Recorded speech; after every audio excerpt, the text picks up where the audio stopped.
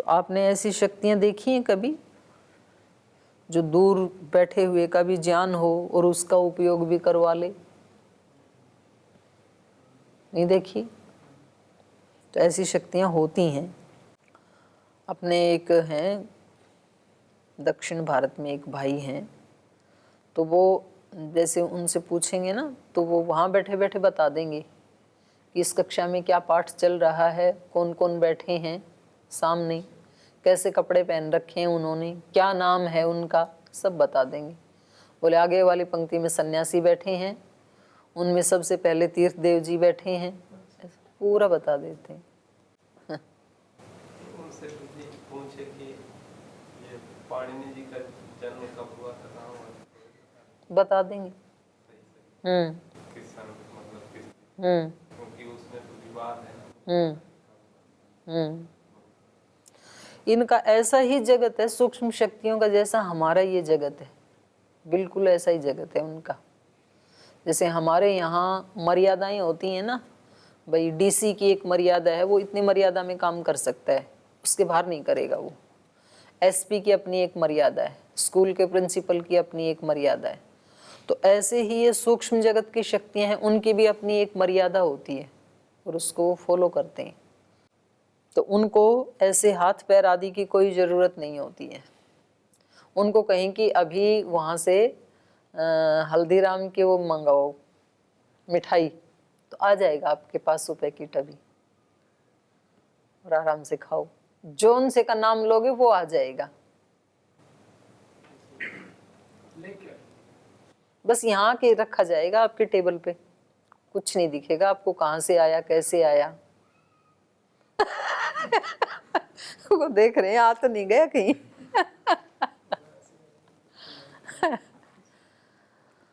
तो चलिए आगे चलते हैं। तो कह रहे हैं ये परमात्मा भी कर लेंगे। देव आदि जो हैं, सिद्ध हैं, विद्वान योगी हैं, वो जैसे बिना बाह्य उपकरणों के योग आदि के बल से जो अनुपस्थित है या दूरस्थ जो वस्तु है उसका उनको ज्ञान और उपयोग लोक में वो कर सकते हैं। कर तुम शक्नुवंती तद्वत परमात्मा स्वशक्ति योगात, ऐसे ही परमात्मा भी अपनी शक्ति के योग से प्रकृति द्रावयति विविध रूपे परिणमयति, परमात्मा उसको विविध रूप में परिणमित कर देता है। तो ये प्रसंग यहाँ पर पूरा हो गया। अब माने इन्होंने ये तो मान ही लिया था 23 नंबर सूत्र तक कि चलो ठीक है, इसका कार्य जगत का उपादान कारण तो प्रकृति है और बनाता है परमात्मा इसको। तो बस इसका एक प्रश्न था कि भाई बिना उपकरणों के कैसे बना देता है, कुछ तो होना चाहिए। तो बोले ग्वाले की तरह से बना देते। बोले ग्वाले के पास हाथ तो हैं कम से कम, उसका तो कोई हाथ भी नहीं दिखता है। अब कहीं उसको सूर्य बनाना था तो कोई तो उपकरण होना चाहिए, और कहीं पृथ्वी बनानी थी। तो हम देखते हैं ना कि हमें कोई चीज जैसे मान लो गर्म चीज उठानी है तो फिर चिमटा लेना पड़ेगा, उपकरण चाहिए, अंगारे को तो ऐसे नहीं उठा सकते हैं। या मिट्टी का ढेला या फूल उठाना है तो हाथ से ही कर देंगे उस काम को। तो यदि उसको सूर्य बनाया तो उसका हाथ जल ना जाता परमात्मा का, तो कोई उपकरण होना चाहिए उसको बनाने के लिए। फिर जब जल बनाया तो उसके लिए अलग उपकरण होना चाहिए। तो कुछ तो होना चाहिए ना कम से कम। तो कैसे कैसे बना दिया, या कम से कम हाथ ही होना चाहिए, मल्टीपर्पज चिमटा। जब पेन उठाना है तो इस दो से उठा लेगा, जब कोई बड़ा चीज उठानी है तो पांचों के पांचों से उठा लेगा। तो कैसे कैसे भी मुड़ जाएगा। बाकी का चिमटा तो एक तरह की एक ही वस्तु को उठा सकता है। ये तो भगवान ने देखो कैसा बना के दिया है। तो थोड़ा ज्यादा इधर उधर किधर भी मोड़ो इसको, कितना फ्लेक्सिबल है, तो सारी चीजें उठाता है कि नहीं। तो ऐसा कुछ तो परमात्मा के पास मिलना चाहिए, तो ऐसा दिखता नहीं है। और इतना विराट संसार बना दिया, कोई सांचा नहीं है। मतलब बहुत ही ज्यादा ये गहन चिंतन का तो विषय है ये। इतने तो बड़ी बड़ी चीजें बना दी, पहाड़ जैसी बड़ी बड़ी, सागर जैसी, पृथ्वी जैसी, सूर्य चंद्र वायु जैसी सूक्ष्म बना दी। फिर ये स्थूल हैं, वायु आदि सूक्ष्म हैं। और फिर इतने सारे फूल पौधे, उनके पत्तों की कतरन, उनका स्पर्श, उनकी गंध, कितनी तरह के पक्षी, ऐसे दुर्लभ दुर्लभ पक्षी, इतने बड़े बड़े पक्षी, बहुत छोटे छोटे पक्षी, कितनी विविध प्रकार की सृष्टि है ये। तो कैसे बनाई भैया? तो एक ही जैसी सृष्टि होती तो भी मान लेते कि कोई एक सांचा और उसमें सब कुछ वैसा ही बना दिया बस मूल प्रकृति से। तो मूल प्रकृति एक तरह की और सृष्टि अनेक तरह की। कुतः इयं विसृष्टि, विविध प्रकार की सृष्टि ये कहाँ से बनी, कैसे बनी? आदमी कहता है मेरे को सोचने की क्या जरूरत है, बन जैसे भी बनी बन गई ना, है हमारे सामने, बस हम भोग कर रहे हैं। भोग भी नहीं करता है, खुद ही भोगा जाता है सृष्टि से। तो देखे तो मतलब भगवान को ढूंढने की जरूरत नहीं है, हमारे सामने है ये विविध प्रकार की जो सृष्टि है। तो ये तो भगवान के हस्ताक्षर ही हैं, दिख ही रहे हैं ना भगवान उनके माध्यम से। तो और क्या देखेंगे? तो कितना प्रमाण है ये प्रत्यक्ष। तो ये पूर्व पक्षी को यही था कि भाई फिर कैसे बनाई? तो इन्होंने कहा कि जैसे देव योगी विद्वान भी बिना उपकरण के उपकरणों का काम कर लेते हैं, ऐसे ही परमात्मा ने भी कर दिया। अब यहाँ पर दूसरा एक पूर्व पक्ष को उठा रहे हैं पूर्व पक्षी। पूर्व पक्षम अवतारयति, पूर्व पक्ष को अवतरित कर रहे हैं, अलग से एक प्रसंग चला रहे हैं। तो ये कह रहे हैं कृष्ण प्रसक्तिर निरवयवत्व शब्द कोपोवा। तो कह रहे हैं यदि उन्होंने ऐसे ही बना दी ना तो फिर कृष्ण प्रसक्ति निरअवयवत्व शब्द कोपोवा, दो दोष आएंगे। पहला दोष तो ये आएगा कि फिर तो कृष्ण की ही प्रसक्ति होने लगेगी। कृष्ण मतलब संपूर्ण। बोले जैसे उसको किसी उपकरण की जरूरत नहीं है ना, तो फिर उसको उपादान कारण की भी जरूरत नहीं होनी चाहिए। परमात्मा ठहरा वो, तो फिर जब वो बिना हाथ पैर के, बिना किसी उपकरण के इसको बना सकता है, तो फिर तो वो प्रकृति के बिना भी बना सकता है। तो क्यों हम ये माने कि प्रकृति उपादान कारण है? बोले भाई ये जो कुम्हार है इसको किसी चाक की, धागे की, डंडे की, किसी उपकरण की जरूरत नहीं है, ये तो ऐसे ही घड़ा बना देता है। बोले ऐसे ही बना देता है तो फिर मिट्टी के बिना भी बना दे, मिट्टी की भी क्या जरूरत है? तो ऐसा है ये। तो कह रहे हैं कृष्ण प्रसक्ति ही, कृष्ण की ही अनपेक्षा की प्रसक्ति होने लगेगी। जैसे उपकरणों की अनपेक्षा है ईश्वर को, वैसे संपूर्ण की ही अनपेक्षा की प्रसक्ति होने लगेगी। और अगर तो संपूर्ण की ही अनपेक्षा की प्रसक्ति हो रही है, माने किसी भी चीज की जरूरत नहीं है, तो निरअवयवत्व शब्द कोपोवा। तो कह रहे हैं फिर उसका जो निरअवयवत्व है इस शब्द का कोप होने लगेगा। कोप मतलब बाधा होने लगेगी, क्योंकि जब उसको किसी भी चीज की आवश्यकता नहीं है तो फिर वो निमित्त कारण भी वही, उपादान कारण भी वही, तो वो अपने आप से ही बनाएगा।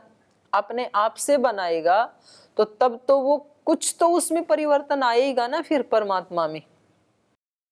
मानो कोई कुम्हार, उसको चाक की भी जरूरत नहीं है और मिट्टी की भी जरूरत नहीं है, या चलो मिट्टी से बना रहा है पर उसको चाक आदि की जरूरत नहीं है, तो फिर हाथ से बनाएगा, या तो पैर से बनाएगा, या फिर इशारे से ही बनाएगा मान लो। तो उसके पास कुछ तो साधन होना चाहिए ना। तो परमात्मा कुछ भी थोड़ा हिलेगा, डुलेगा, हाथ को इधर उधर करेगा, इशारा करेगा, बोलेगा, तो इससे क्या होगा कि उसका कोई तो अवयव होना चाहिए ना जिससे वो सृष्टि बना रहा है। भाई दिमाग से बना रहा है तो दिमाग होना चाहिए। बोल करके बना रहा है कि भाई जैसा उसने बोला, संकल्प लिया, वैसी सृष्टि बन गई, तो वाणी होनी चाहिए। हाथ से बना रहा है तो फिर हाथ होना चाहिए, तो सावयव होना चाहिए ना वो परमात्मा। तो निरअवयव की तो बाधा आएगी फिर, जब उसने बिना ही किसी साधन के इस सृष्टि को रच लेता है तो फिर वो निरवयव नहीं रह पाएगा, फिर उसको सावयव तो मानना पड़ेगा। कोई ना किसी अवयव से तो बनाया ना उसने इस सृष्टि को। ये दो दोष आएंगे। यद्देवं परमात्मा बाह्य साधनम अनपेक्षैव जगद रचयति तर्हि कृत्स्नस्य अपि साधनस्य अनपेक्षा प्रसक्ति ही स्यात्।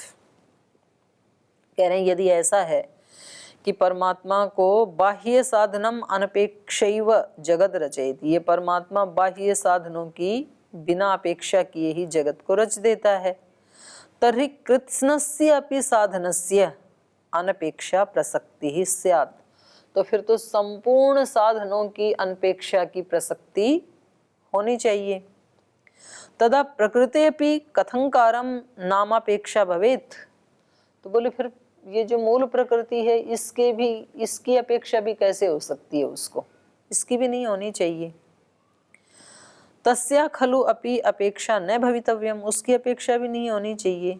निरअवयवत्व शब्द कोपवा, तो एक दोष तो ये आया कि यदि उसने बिना ही किसी बाह्य साधन के बना दी तो फिर प्रकृति का भी अभाव होने लगेगा, कृत्स्न की ही अनपेक्षा की प्रसक्ति होने लगेगी, एक दोष। और दूसरा निरअवयवत्व शब्द कोपवा, और फिर जो उसके बारे में निरअवयवत्व जो शब्द प्रमाण से बताया जाता है उसका भी बाधा होने लगेगी।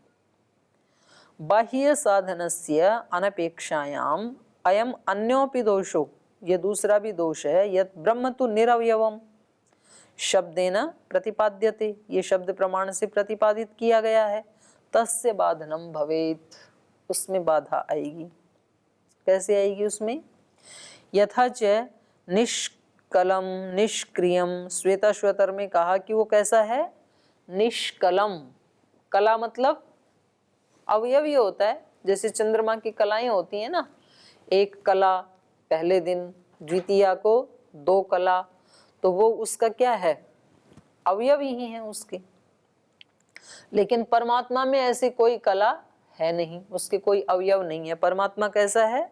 निष्कलम निष्क्रियम। परमात्मा को क्या माना है? निष्क्रिय, क्योंकि क्रिया तो उसमें हो सकती है जो किसी स्थान में है और किसी में नहीं है। अब जो सब जगह ही है तो उसमें क्रिया कैसे होगी? तो परमात्मा निष्क्रिय है, ऐसा श्वेताश्वतर उपनिषद में आया है। तो इस शब्द प्रमाण की बाधा होने लगेगी, क्योंकि फिर तो उसकी कलाएं भी, उसके अवयव भी मानने पड़ेंगे। किसी न किसी अवयव से ही तो बनाएगा, कुछ तो चेंज आएगा ना उसमें। और निष्क्रिय भी नहीं कह सकते, सृष्टि बनाई है तो कुछ ना कुछ तो क्रिया परमात्मा में होगी तभी तो बनेगी। अगर ज्यों का त्यों रहे परमात्मा तो सृष्टि बनेगी कैसे? तो कोई तो क्रिया माननी पड़ेगी। मन में मानो, उसके संकल्प में मानो, उसके हाथ पैर में मानो, या संपूर्ण में मानो, तो ये शब्दों की बाधा होने लगेगी। और क्या कहा है बृहदारण्यक में? अस्थूलम अनणु। वो परमात्मा कैसा है? अस्थूलम, क्योंकि सावयव जो वस्तु होती है वो स्थूल होती है। अगर तो ये सावयव माने परमात्मा को तो फिर स्थूल भी होने लगेगा। और परमात्मा तो को क्या कहा? अस्थूलम, वो स्थूल नहीं है, सूक्ष्म है परमात्मा, स्थूल नहीं है। अनणु, और वो अणु नहीं है। अणु नहीं है इसका क्या अर्थ है? अणु नहीं तो क्या है वो? अणु का उल्टा तो स्थूल, फिर स्थूल होना चाहिए। एक ही जगह दोनों चीजें कही, तो अनणु का मतलब क्या है? और दूसरी जगह ये भी आया है अणोरणीयान, सूक्ष्म से सूक्ष्म है वो, और यहाँ पर कह दिया अनणु, अणु नहीं है वो, और कह दिया अस्थूलम। तो क्या उत्तर है? अनाणु का क्या मतलब हुआ? अणु नहीं है वो, है? अणु ही नहीं है तो फिर उससे अणोरणीयान तो बनेगा ही नहीं फिर। तो दोनों परस्पर विरोधी प्रमाण दिखाई दे रहे हैं ना, अणोरणीयान भी और यहाँ अनणु, एकदम विरोधी हो गए। वहां कहा अणु से भी छोटा, ना ना, परमात्मा के जो दो विशेषण हैं इनमें मैं पूछ रही हूं, एक जगह कहा अणोरणीयान और यहां कहा अनणु, दोनों में विरोध नहीं आ गया?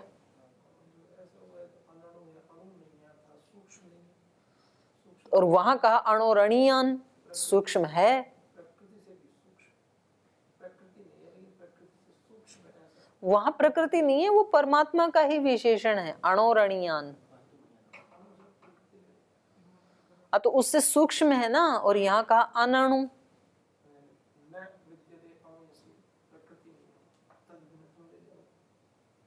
नहीं, अणु का अर्थ प्रकृति थोड़ी होता है, अणु का अर्थ तो छोटा होता है। अणु का अर्थ प्रकृति कहां से लिया आपने? अणु का मतलब होता है छोटा, सूक्ष्म। तो एक जगह कहा सूक्ष्म से भी सूक्ष्म है और यहाँ कहा सूक्ष्म नहीं है, तो दोनों ही ठीक है प्रमाण। यहाँ अनणु कहने का अभिप्राय ये है कि वो केवल सूक्ष्म नहीं है, विराट भी है। ये सारा विराट रूप उसी का ही है ना, तो ये कहना चाह रहे हैं ये। तो कह रहे हैं इन शब्दों की बाधा होने लगेगी, तो उसका समाधान दे रहे हैं। समाधत्ते श्रुतिस्तु शब्द मूलत्वात्, कह रहे शब्द मूलत्वात् श्रुतिस्तु। बोले ये कोई दोष नहीं आएगा, वो परमात्मा कैसा है, वो तो शब्द मूलत्वात् श्रुते है। वेद की श्रुति से ही, वेद से या श्रुति से ही सिद्ध है वो तो। शब्द मूल मतलब वेद, वेद के शब्द मूलक होने से, अन्य किसी शब्द मूलक से ये विशेषण नहीं बताई, बल्कि शब्द, शब्द का मतलब वेद है। यहाँ वेद के शब्द मूलक होने से, श्रुति से पता चलता है कि उस परमात्मा ने ही इस सृष्टि को बनाया और वो निरवयव है। नैव कृत्स्न साधना साधन अनपेक्षा, बोले कृत्न साधनों की अनपेक्षा नहीं होगी, क्योंकि पिछले में इन्होंने क्या कहा था, उपकरण की अपेक्षा नहीं है तो प्रकृति की भी अपेक्षा नहीं होनी चाहिए, कृत्स्न की ही अनपेक्षा होनी चाहिए। बोले नहीं, कृत्स्न की अनपेक्षा नहीं होगी। कृत्स्न साधन अनपेक्षा प्रसंग दोषस्य अवकाशो न च परमात्मनो निरअवयवत्व बाधनम भवति। ना तो कृत्स्न साधन की अनपेक्षा के प्रसंग वाला दोष आएगा, उसका अवकाश नहीं है, और न ही परमात्मा के निरअवयवत्व का बाधन होगा। क्यों नहीं होगा? यतो ही श्रुतिर ज्ञापयति परमात्मा प्रकृतिम जगत रूपे परिणमयति, क्योंकि श्रुति ही हमें ये ज्ञापित करती है कि वो परमात्मा ही प्रकृति को जगत के रूप में परिवर्तित करता है, परिणामित करता है। क्योंकि श्रुति कह रही है एकम बीजम बहुधा यह करोति, उस एक बीज को जो बहुधा कर देता है, विविध प्रकार का कर देता है। तो जब श्रुति कह रही है तो बात खत्म, मान लो। क्योंकि हमारे लिए श्रुति क्या है? परम प्रमाण है। क्योंकि यदि वहां पर भी हम प्रश्न उठाएंगे तो फिर तो प्रश्नों का कहीं अंत नहीं है। तो कह रहे हैं श्रुतिर ज्ञापयति परमात्मा प्रकृतिम जगत रूपे परिणमयति एकम बीजम बहुधा यह करोति। प्रकृति विषयिका या एषा श्रुति ही तस्या खलु शब्द मूलत्वात्, तस्या खलु शब्दो वेदः तन्मूलत्वात् प्रामाण्यम। उस श्रुति का जो शब्द है वो वेद है, और तन्मूलत्वात् प्रामाण्यम, वेद मूलक प्रमाण होने से। क्योंकि वेद में ही कहा तम आसीत तमसा गुह्यमग्रे अप्रकेतम सलिलम सर्वमा इदम तुच्छेन अभ्वपिहितम यदासीत तपसस्तन्महिना अजायतैकम। तो ये नासदीय सूक्त का मंत्र है। तमा आसीत, सृष्टि से पहले क्या था? अंधकार ही अंधकार था। तमसा गूढ़म अग्रे अप्रकेतम, सब कुछ अंधकार में ढका हुआ था। तो ये जो गूढ़म है, ढका हुआ है, ये क्या है? ये प्रकृति ही है। तो ये वेद ही बता रहा है। सलिलम सर्वम आ इदम, सब तरफ वो प्रकृति कैसी थी? सलिल रूप में थी, सूक्ष्म रूप में थी, लिक्विड रूप में थी, इस कार्य रूप में नहीं थी। तुच्छेन अभ्वपिहितम, लेकिन वो कोई बहुत परमात्मा की दृष्टि से विराट नहीं थी। वैसे तो बहुत विराट है प्रकृति, लेकिन परमात्मा की दृष्टि से क्या है? तुच्छ। उस तुच्छ प्रकृति से तुच्छेन तुच्छेन तुच्छेन अपिहितम, वो जो तुच्छ है वो भी कैसी थी? ढकी हुई थी। यद आसीत तपसः तन्महिना जायत एकम, तो उसने उसके तप की महिमा से वो जो छोटी सी एक तुच्छ सी एक कोने में कहीं ढकी पड़ी थी प्रकृति, उससे ये सारा उत्पन्न हो गया। अत्र जगत कारणम अव्यक्तम, तो यहाँ वेद में बताया कि जगत का कारण क्या है? अव्यक्त, मूल प्रकृति। तुच्छेन, तुच्छेन का मतलब है तुच्छ रूपेण। तुच्छ रूपेण माने एकदेशित्वेन परमात्मनः, वो परमात्मा के किसी एक देश में पड़ी हुई थी। परमात्मा की दृष्टि से क्या है? तुच्छ है। परमात्मा तो बहुत विराट है।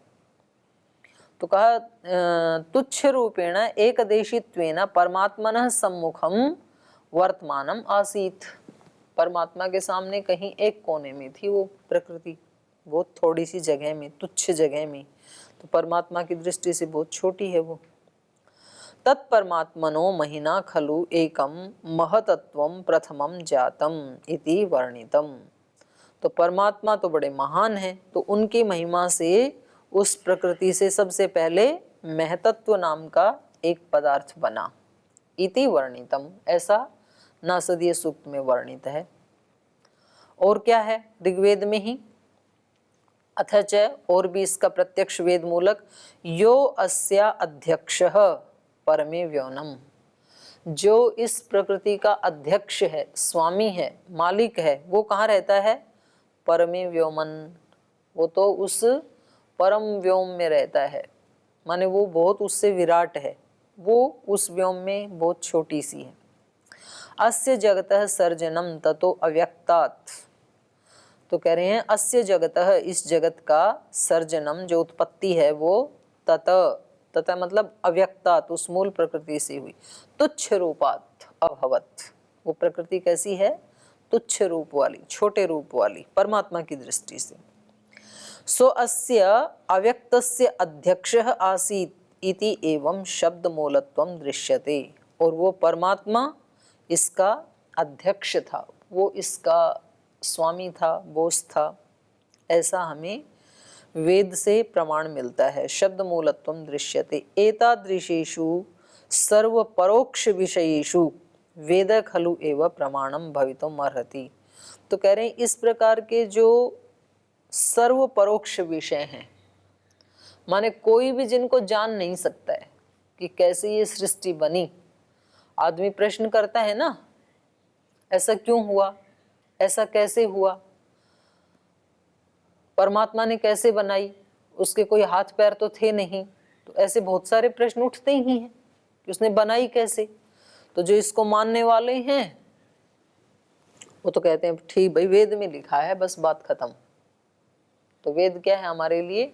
अंतिम क्योंकि कितना बताएगा व्यक्ति, कहाँ तक भी बताएगा, लेकिन लास्ट में तो वहां जाकर के चुप ही होना ही पड़ेगा ना कहीं तो कुछ लोग बहुत ज्यादा प्रश्न पूछते हैं, परमात्मा ने कैसे बनाई, कौन से उपकरण से बनाई, कहाँ बैठ के बनाई, किस समय बनाई, तो उनके क्यों बनाई क्यों, मतलब बना दी, हमें परेशान कर दिया, अब उसको ढूंढते रहो हम, तो ये बनाई क्यों उसने? दुनिया बनाने वाले, क्या तेरे दिल में समाई, काहे को दुनिया बनाई, क्यों झंझट पैदा कर दिया हमारे लिए, ऐसी क्या सूझी आपको, क्यों बनाई? तो इन सब प्रश्नों का उत्तर, कई बार आदमी परेशान हो जाता है बहुत ज्यादा प्रश्न पूछने वालों से भी। जो छोटे बच्चे पूछते हैं ना, हर बात के लिए कहेंगे ऐसा क्यों, ऐसा क्यों, क्यों ऐसे, तो ये क्यों क्यों करते करते माता पिता ही दुखी हो जाते हैं। बोले इसका कहीं तो एडमिशन करवाओ, 2-4 घंटे तो बाहर जाया करे, कम से कम परेशान ही कर देता है। तो ऐसे कुछ बड़े लोग भी बहुत पूछते हैं, तो ऐसे क्यों हुआ? तो उसका उत्तर क्या है? वेद ही प्रमाण है। एक उत्तर हो गया ना ये। भाई हमारे लिए क्या है? वेद अंतिम प्रमाण है। वेद में कह दिया, बस बात खत्म, इससे आगे नहीं पूछना आपको। वेद अंतिम प्रमाण है। और दूसरा फिर उसी से ही पूछ लो। बोले आप ये बताओ प्रश्न क्यों पूछ रहे हो? प्रश्न क्यों पूछता है? बोल जिज्ञासा है। जिज्ञासा क्यों है? जानना चाहता हूं। जानना क्यों चाहते हो? तो बोले ऐसे ही। ऐसे ही क्यों? बोले ऐसे ही। तो रुक गए ना ऐसे ही पे, कहीं तो रुकना ही पड़ेगा ना उसको भी। तो ऐसे ही हमें कहाँ रुकना है? वेद के ऊपर। ऐसे ही क्यों? बोले ऐसे ही। तो कोई पूछे कि भाई वेद में लिखा है ऐसे, बोले बस वेद में लिखा है, बस बात खत्म, इससे आगे बात नहीं चलेगी। तो इन्होंने क्या कह दिया? एतादृशेषु सर्व परोक्ष विषयेषु, इस प्रकार के जो सभी परोक्ष विषय हैं उनमें वेद खलु एव प्रमाणम भवितुम अर्हति, उनमें वेद ही प्रमाण हो सकता है। तस्मान्नत्र पूर्व दोष प्रसंग, तो इसलिए जो आपने पहले दोष बताया था, दो दोष बताए थे ना इन्होंने, कृत्स्न के अनपेक्ष की प्रसक्ति और दूसरा निरवयवत्व की बाधा, तो बोले दोनों दोष नहीं आएंगे। आत्मनि चैवम विचित्राश्च, और कह रहे हैं आत्मनि माने आत्मरूप जो परमात्मा है उसमें विचित्राश्च एवं, ये विचित्र गुण है, बस वो बना देता है। अब ये उसका स्वरूप है। अब कोई बोले कि अग्नि जलाती क्यों है? बोलिए उसका स्वभाव, ये स्वभाव क्यों है? बस है उसका स्वभाव। तो परमात्मा कैसे बना देता है? बोलिए ये विचित्रता है उसके उसमें कि वो बिना हाथ पैरों के भी हाथ पैर वाले काम कर लेता है, तो कर लेता है तो कर लेता है, उसका स्वरूप है ऐसा। आत्मनि च एवं विचित्रः सर्वेषाम आत्मरूपे, जितनी सब आत्माएं हैं उनका भी जो आत्मा रूप है अर्थात उनका भी जो आश्रय है, सर्वेषाम आत्मरूपे परमात्मनि, जो सब आत्माओं का भी आत्मा अर्थात परमात्मा, उस परमात्मा में एवं विचित्रा प्रभावा भवन्ति, उनमें ये विचित्र प्रभाव होता है। तस्य सर्वशक्तिमत्वात्, क्यों है उसके अंदर ये विचित्रता? सर्वशक्तिमान होने से। यत्स बाह्योपकरणम अंतरेण प्रकृतिम द्रावयेत श्रावयेत परिणमयेत च जगत रूपे, अब उसके अंदर ये सामर्थ्य है कि वो बिना किसी बाह्य उपकरण के भी या उपकरणों के भी इस प्रकृति को द्रावयेत, द्रावयेत मतलब श्रावयेत, श्रावयेत मतलब परिणमयेत, परिणमित कर देता है कार्य जगत में, जगत रूप में। तो ऐसी है उसकी सामर्थ्य। तो आज इतना ही रखेंगे, कल फिर इसको पूरा करेंगे। आज समय हो गया, यहीं विराम लेते हैं।